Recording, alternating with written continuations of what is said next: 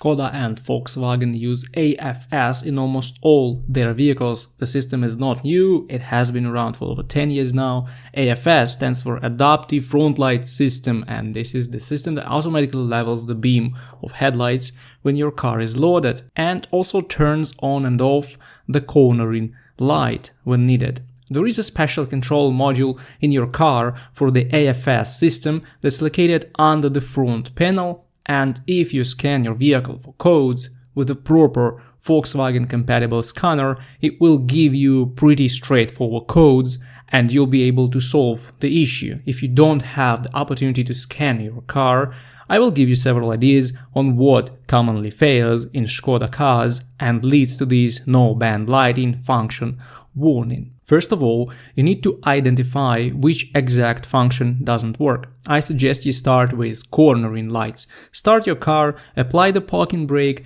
turn the steering wheel completely right and look at the right headlight. You should see the cornering light on. Repeat the procedure with the left headlight by turning the steering wheel completely left. If one light malfunctions, it's most likely just the light bulb in the corner light. If both cornering lights don't work, my best guess would be the AFS module malfunction. Also, the steering angle sensor problem is possible, but in this case you will also get several other lights and warnings on the dash. If it's the AFS module, I would try disconnecting the 12-volt battery and checking things after that. It may reset and come back to functioning properly.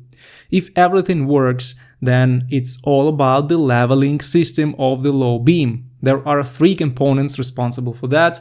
Firstly is the AFS module that you've already heard about. Secondly, there are units in the headlights responsible for physically changing the beam angle. And thirdly, it's the rear suspension height sensor. It's the sensor that connects the wishbone to the body in the rear suspension, giving instructions to the system to level the lights according to payload in your car. If you remember any damage in your rear suspension recently, this is most likely the height sensor.